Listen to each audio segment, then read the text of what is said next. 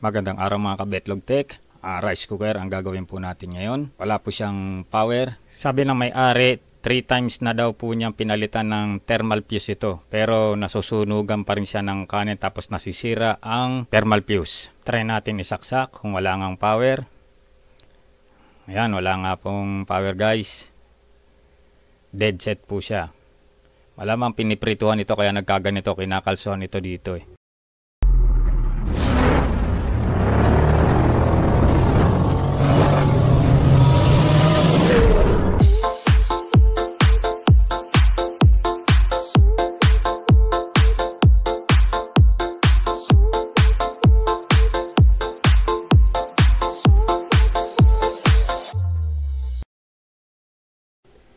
Basic lang po, pagka wala pong power, gaya ng dati magsimula po muna tayo sa power cord at baka nandito lang ang sira para hindi po tayo mahirapan. I-settings po natin sa times 1 o times 10. Yan, testerin yan, pumalo. Tapos sa kabila, testerin din natin, kabilang cord. Okay, pumalo po, ibig sabihin buo po ang power cord.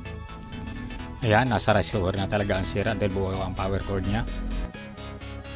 Ngayon, buksan na natin ang rice cooker para malaman natin kung nasaan talaga ang sira niya. Baka sa thermal fuse lang ang sira nito.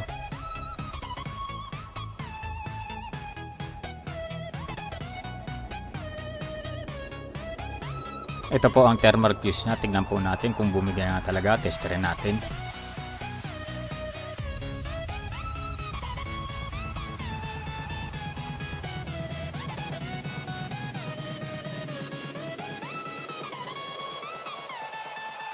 Ayan, open, hindi po pumalo. Ibig sabihin, sira po talaga yung thermal fuse.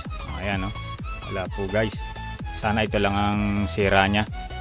O baka may iba pang sira ito. Malalaman naman natin pagka napalitan na natin ang thermal fuse.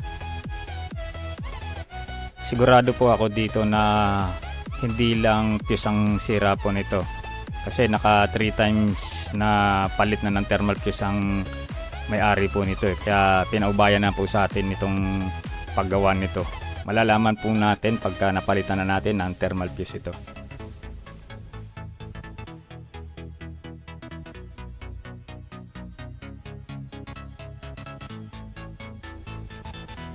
Testerin natin ulit kung bumigay nga talaga.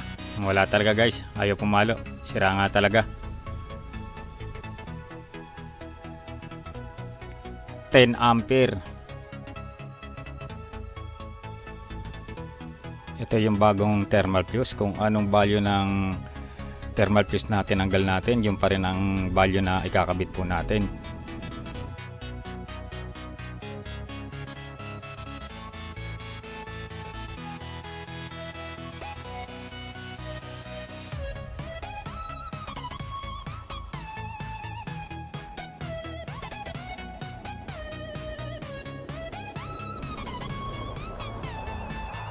Ayan, testing na po natin. Try natin lagyan ng power cord kung magkaka-power na siya.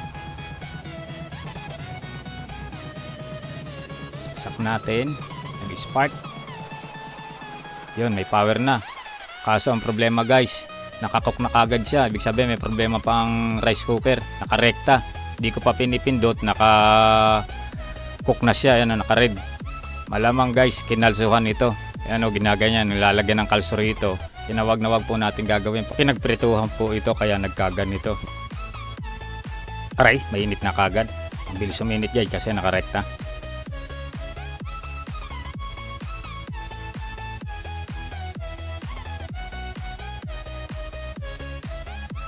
Ngayon, kaya palaging nakakook na siya. Ito po ang problema niyan. Ito po yung switch dito. Ito.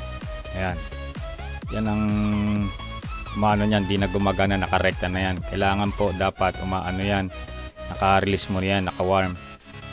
Ay, paparinig ko sa inyo, lumalagatik ito yung switch niya rito. Paparinig ko po sa inyo. Yan, narinig niyo po yung lagatik niya. Kailangan po natin i-adjust yan. Gagamitan po natin ng maliit na flat screw. Pihitin po natin ito ng dahan-dahan. Clockwise po ang pihit po nito . Pag tumunog po, ibig sabihin okay na po siya.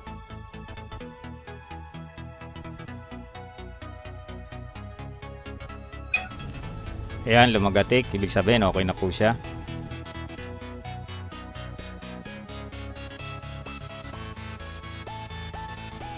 try na natin isaksak ulit kung magno-normal na siya. Ayan, naka-warm na siya, hindi pa pinipindot. Yan yung normal niya. Dapat mag automatic off on yan. Ayan, release, on off, on off. Ayan, warm cook, warm cook. Lagay na natin yung kardero. Tandaan nyo po guys, pagka magre-repair po kayo ng rice cooker, tignan nyo yung kardero o ipadala nyo na rin yung kardero para malaman nyo kung may kupe o wala. Ayan, gaya nito, merong ano ito ng kanin o bigas, pinatong kagad dito, magre-release po yan dito, umano yung kumalso. Ayan, dapat magpa-flat po yan kasi pagka may bigas yan dyan, pag uminito yan, magre-release pa yan, di pa maluluto yung sinaing, magwa-warm na kagad yan kasi may nakapatong na bigas. At isa pa sa dahilan palagi nasisiraan ng thermal fuse pagka ang kardero po ay bengkong na. Lagyan muna natin ng pabigat para hindi rumilis yung warm. Pindutin natin. Ayan, nag-cook na. Okay na po siya guys. Nagre-release. Okay, good na.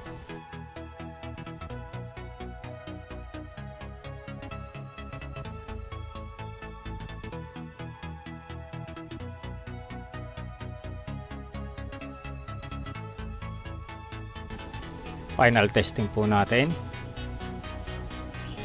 Yan, nag-okay na, normal na.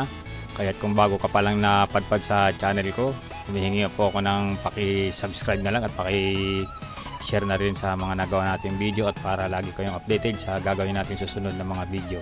Salamat po, Kabetlog Tech.